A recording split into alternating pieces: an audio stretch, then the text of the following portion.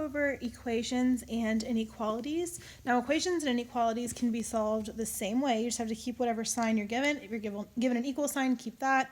Greater than sign, keep that, so on and so forth. So please make sure you write down everything I've written in purple, and I'll go through each section. So to solve an equation, you use inverse operations. That also means opposite. So for example, to undo subtraction, you would use addition. To undo division, you would do multiplication. So in the example that we have 6x equals 36. So 6 times something has to equal 36.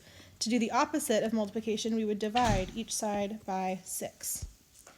So on one side, we just have 6x. If I divide that by 6, that cancels out the 6. So I'm just left with x. And then I have to make sure I divide 36 by 6, which is just 6. So my solution is x equals 6. And to make sure that makes sense, I would plug it back into the equation. Does 6 times 6 equal 36? Yes, so that is true. For inequalities, you just use the same steps. So I want you to change our example down here, take away the negative sign.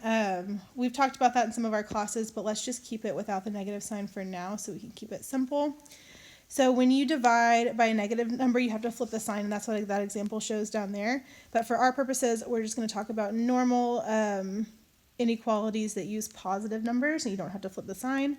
So we would use the same thing. So here I would divide each side by 2, because that's a multiplication problem. So my solution is x is greater than 10. So I want to plug it back into my equation to make sure that makes sense. So if x is anything greater than 10, let's plug in a number greater than 10. So 2 times, I don't know, let's say 11. That's greater than 10. Has to be greater than 20. Is that true? 2 times 11 is 22, and yes, that is greater than 20. All right. Down here we have all the meanings of the symbol, so please pause that and write down everything in your notes.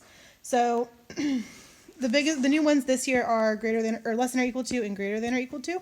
So this could also mean maximum. So x is a maximum of 25. That means x could be anything less than or equal to 25.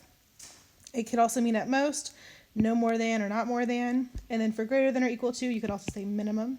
So x is a minimum of 18. That means it could be anything greater than or equal to 18. So make sure you pause that and write them down. All right, down here, if I said $3 per person, that means I would multiply 3 by however many people there are. So if we don't know how many people there are, I would just write 3 times x. X represents the number of people we have, and that equals the total cost. Let's say the total cost was $18. Obviously, that meant there were 6 people. Over here, 15 miles, you're given 15, and then you add a certain number. So that would be plus x number of miles equals your total distance. Let's just say it was, I don't know, 85 miles. Okay, so make sure you have all of that written down for inequalities and equations.